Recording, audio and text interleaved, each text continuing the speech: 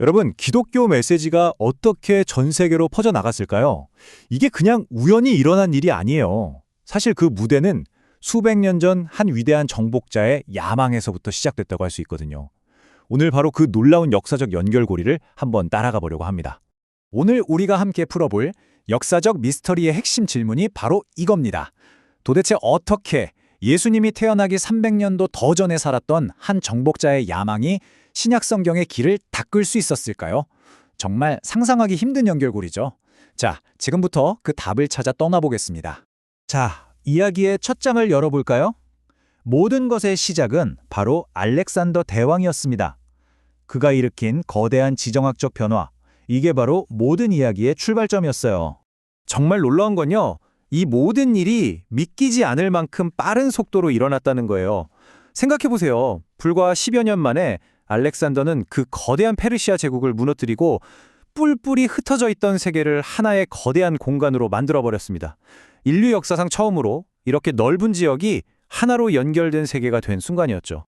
알렉산더가 남긴 건 단순히 넓은 땅덩어리가 아니었습니다. 더 중요한 건 바로 헬레니즘이라는 아주 강력한 문화적 통합의 힘이었죠. 이게 그냥 그리스 문화 따라하기 정도가 아니고요. 공통 언어, 도시구조, 교육 시스템까지 포함하는 말 그대로 하나의 거대한 문명 질서였어요. 이 헬레니즘이 바로 그가 정복한 이 광대한 세계를 하나로 꽉 묶어주는 강력한 접착제 역할을 한 겁니다. 자, 이렇게 거대한 제국의 그림을 봤으니 이제 그 안으로 좀 더 깊이 들어가 볼까요? 그 안에 살던 한 특정 공동체가 마주했던 아주 중요한 문제로 초점을 옮겨보겠습니다. 바로 디아스포라, 즉 흩어져 살던 유대인들의 이야기입니다. 이때 정말 많은 유대인들이 조상의 땅을 떠나 살고 있었어요. 우리가 이걸 디아스포라라고 부르잖아요. 특히 알렉산더의 정복 이후에 사람들이 자유롭게 이동하게 되면서 지중해 곳곳의 큰 도시들에 유대인 공동체가 생겨났습니다. 그러다 보니 자연스럽게 헬레니즘 문화에 깊숙이 스며들게 된 거죠. 그런데 여기서 아주 심각한 문제가 생깁니다. 바로 언어 문제였어요. 자녀 세대 또 그 다음 세대들이 조상들의 언어인 히브리어를 점점 잊어버리는 거예요. 대신 매일 쓰는 그리스어만 유창하게 하게 된 거죠. 상상해보세요. 우리 신앙에 뿌린 성경을 우리 아이들이 읽지 못하게 되는 상황. 이게 바로 당시 디아스포라 유대인들이 마주한 아주 큰 딜레마였습니다. 바로 이 다문화 제국의 소통 문제를 해결해준 열쇠가 바로 코이네 그리스어입니다. 코이네라는 말 자체가 공통이라는 뜻이거든요. 우리가 아는 소크라테스가 쓰던 어려운 고전 그리스어가 아니라 시장이나 길거리에서 누구나 쉽게 배울 수 있는 아주 실용적인 공용어였어요. 이게 특정 민족의 언어를 넘어서 제국 전체의 소통을 가능하게 한 거죠. 그리고 바로 이 코이네 그리스어가 유대인들의 언어 문제를 해결하는 열쇠가 됩니다. 그리고 동시에 정말 누구도 예상치 못했던 역사를 바꿀 거대한 프로젝트의 기반이 되죠. 이 위대한 번역 프로젝트에 얽힌 아주 유명한 이야기가 있어요. 바로 아리스테아스의 편지라는 고대 문서에 나오는 이야기인데요. 여기에 히브리 율법이 어떻게 처음 그리스어로 번역되었는지 그 전설 같은 과정이 담겨 있습니다. 당시의 유명한 유대인 철학자 필론이 이런 말을 남겼어요. 마치 보이지 않는 프롬프터가 각자에게 구술하는 것 같았다. 이게 무슨 말이냐면요. 번역가들을 각자 다른 방에 가둬놓고 번역을 시켰는데 나중에 맞춰보니까 토시 하나 안 틀리고 똑같았다는 거예요. 마치 신이 직접 불러준 것처럼요. 그만큼 이 번역이 신적인 권위를 가졌다는 믿음이 강했던 거죠. 물론 이건 좀 극적인 전설이고요. 역사적인 현실엔 약간 다릅니다. 이 72역 성경은 72일 만에 짠 하고 나타난 게 아니에요. 처음엔 가장 중요한 율법, 즉 모세오경부터 번역을 시작해서 여러 세대에 걸쳐서 점차 다른 책들이 추가된 아주 장기적인 프로젝트였죠. 하지만 그렇다고 해서 그 중요성이 줄어드는 건 절대 아닙니다. 이 72역은 헬레니즘 세계에 흩어져 살던 모든 유대인들에게는 사실상 유일한 표준 성경이었어요. 자, 그럼 이 그리스어 성경이 이 72역이 단순히 유대인들만의 책으로 끝나지 않고 역사에 얼마나 어마어마한 영향을 미쳤는지 이제부터 그 이야기를 해보겠습니다. 바로 이 지점이 핵심입니다. 72역은 그냥 유대인들을 위한 번역 성경이 아니었어요. 이게 바로 초기 기독교인들의 성경 그 자체였습니다. 신약 성경 저자들이 성경에 이르기를 하면서 구약을 인용하잖아요. 그때 그들이 봤던 성경이 바로 이 그리스어 72역이었던 겁니다. 다시 말해서 72역, 이걸 보통 LXX라고도 쓰는데요. 이게 사실상 초대교회의 첫 번째 공식 성경이나 마찬가지였던 거죠.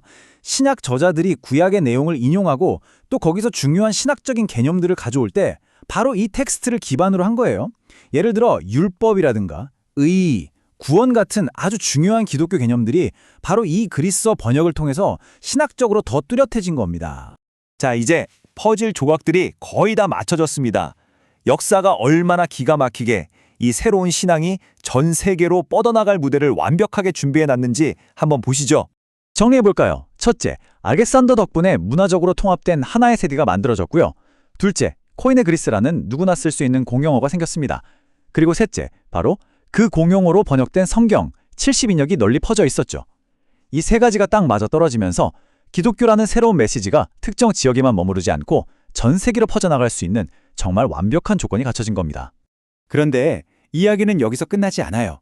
한 걸음 더 나아가서 정말 흥미로운 지점이 있습니다. 초기 기독교인들은 그냥 이렇게 잘 차려진 밥상을 받기만 한 게 아니었어요.